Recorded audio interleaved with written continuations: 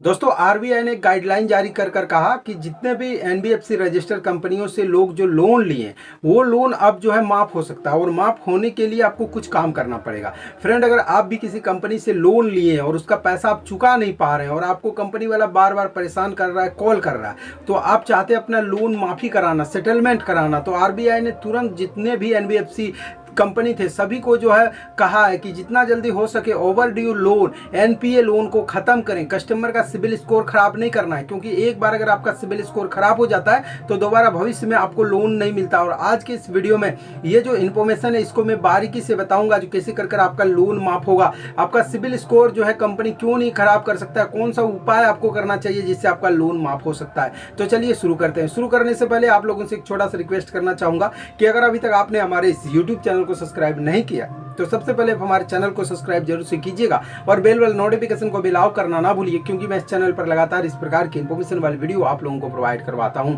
तो फ्रेंड, आए दिन आपने देखा होगा कि लोन कंपनी का लाइसेंस आरबीआई रद्द करते जा रहा है। अब इसके पीछे कई सारे कारण हो सकते हैं। कई ऐसे कंपनी हैं जो कि फ्रॉड तरीका से लोन प्रोवाइड करवा रहे थे। कई ऐसे कंपनी थे जो कि जो आप डाटा दे रहे हैं लोन कंपनी को, वो सारा डाटा को बेचा जा रहा है। कहीं चाइना या अदर कंट्री से ऑपरेट किया जा रहा है, तो वो सारा ऐप्स को गवर्नमेंट जो है वेरीफाई कर रहा है और वेरीफाई करने के बाद ऑडिट करता है। और ऑडिट करने के बाद जब सरकार को लगता है कि नहीं ऐसे ऐप जो है ये गलत है, वैसे ऐप को प्ले स्टोर से डायरेक्ट जो हटा दिया जाता है। और जो एनबीएफसी से जो उनको लाइसेंस मिला हुआ है, जो मान्यता प्राप्त भी है, लेकिन अनलीगल एक्टिविटी कर रहा है, कहीं ना कहीं लोगों को ब्लैकमेलिंग कर रहा है, परेशान कर रहा है, वैसे ऐप्स का भी लाइसेंस रद्द कर दिया जा रहा है। अब देखिए, सबसे पहले मैं बता दूं कि अगर आप किसी कंपनी से लोन लिए हैं तो सबसे पहले तो आपको ये जानना जरूरी है कि आपका जो लोन है वो किस कैटेगरी में आता है। तो मैं आप लोगों को बता दूं कि लोन का कैटेगरी दो तरह का है। पहला तो है सिक्योर, दूसरा है अनसिक्योर। तो सिक्योर लोन हम ऐसे लोन को कहेंगे जो बैंक में जाकर लिया जाता है, ठीक है। और बैंक में जाने के बाद वहाँ पे कुछ ना कुछ आपको प्रॉपर्टी दिखाना पड़ता है, चाहे घर हो, गाड़ी हो, जमीन हो, कुछ भी आपको वहाँ पे दिखाना पड़ेगा। तब जाके वो जो प्रॉपर्टी है उसके बदले में जो है बैंक डिसाइड करता है कि भैया हाँ इस इंसान को इतना तक का लोन देना चाहिए, फिर जाके आपको लोन मिलता है। लेकिन ठीक उल्टा, अनसिक्योर लोन में आपको कुछ नहीं देना होता है। आपका सिबिल स्कोर के बेस पर वो लोग डिसाइड करते हैं कि आप किस प्रकार के इंसान हैं, आपका क्रेडिट हिस्ट्री क्या है, और उस बेस पर आप लोगों को लोन दिया जाता है।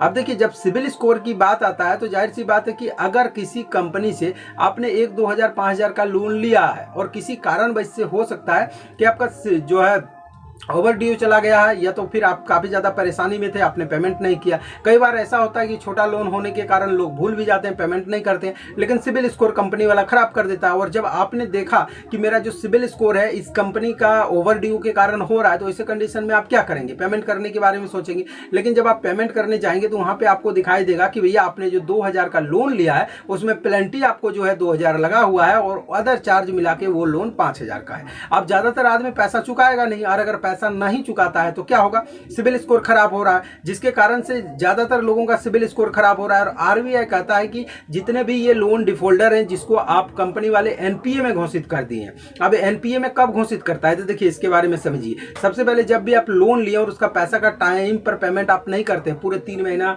4 महीना, 5 महीना, तो ऐसे कंडीशन में जो लोन का एक एसिड होता है, जो कैपिटल होता है, जो चल और अचल संपत्ति होता है, उन लोगों को लगता है कि ये इसको एनपीए कर देना चाहिए, नॉन परफॉर्मेंस एसिड, यानी कि ये जो पैसा है कंपनी का फंस गया, अब मिलेगा या नहीं मिलेगा इसका कोई गारंटी नहीं। तो वैसे लोन को भी कंपनी जो है क्या करता है? एनपीए में डाल देता है। अब उससे उसका भी सिबिल स्कोर खराब होता है। देखिए, आपने आए दिन सुना होगा बैंक, एनबीएफसी सबका जो है एनपीए रिपोर्ट दिया जाता है कि भैया आपके पास कितना एनपीए लोन पड़ा हुआ है। और आरबीआई कहता है कि जिन कंपनियों के पास, चाहे जिन बैंक के पास ज्यादा जो है एनपीए लोन पड़ा हुआ है उसको सेटलमेंट करने का ऑफर दीजिए। कस्टमर को बताइए कि आपका यदि 5 हज़ार का लोन है तो आपका इंटरेस्ट हम लोग माफ कर रहे हैं, सारा कुछ यहाँ पे माफ करके बीच का एक सेटलमेंट अमाउंट, प्रिंसिपल अमाउंट ले दे के मामला को सुलझा लिया जाए, ताकि इससे क्या होगा? कस्टमर का सिबिल स्कोर भी सुधार होगा और जो कंपनी का रेपुटेशन है जो बचा हुआ है वो भी सारा ठीक रहेगा। चाहे कोई भी कंपनी है, जो अगर वो बड़ा कंपनी है तो इंडियन स्टॉक मार्केट या फिर एनएससी के अंदर रजिस्टर है,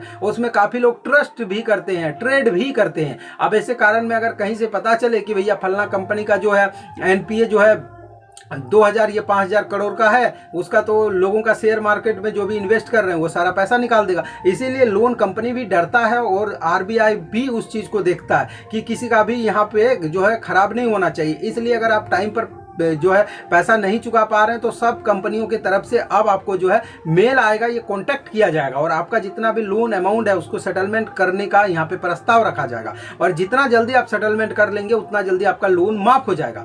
अब यहाँ पे बताता हूँ कि अगर आप लोन माफी जो है करवाना चाहते हैं तो क्या करना है। तो देखिए, लोन माफी का जो तरीका है उसके लिए आपको इंश्योरेंस बाय करना होता है। जब आप लोन लेते हैं उसी टाइम अलग से आपको इंश्योरेंस लेना होता है। और लोन अनसिक्योर्ड लोन कब माफ होता है? जब किसी कारणवश से लोन लेने के बाद आपका मृत्यु हो जाए तभी आपका लोन माफ होता है। अन्यथा इसका एक ही रास्ता है जो कि है सेटलमेंट, और सेटलमेंट करने के बाद ही आपका लोन माफ हो सकता है। बाकी इस वीडियो के अंदर जो भी इंफॉर्मेशन मैंने आप लोगों को प्रोवाइड करवाया, अगर वीडियो आप लोगों को पसंद आया तो वीडियो को लाइक शेयर कमेंट जरूर कीजिएगा। इस वीडियो रिलेटेड कोई भी सवाल अगर आपके मन में रह गया हो तो आप हमें कमेंट कर जरूर पूछिएगा। साथ में अगर आप हमसे पर्सनल में कोई बात करना चाहते हैं, कोई राय लेना चाहते हैं, इंस्टाग्राम का भी लिंक आपको मैंने वीडियो के डिस्क्रिप्शन पे प्रोवाइड करवाया, वहां से डायरेक्टली आप हमसे कांटेक्ट कर सकते हैं। तो चलिए फ्रेंड, मिलते हैं।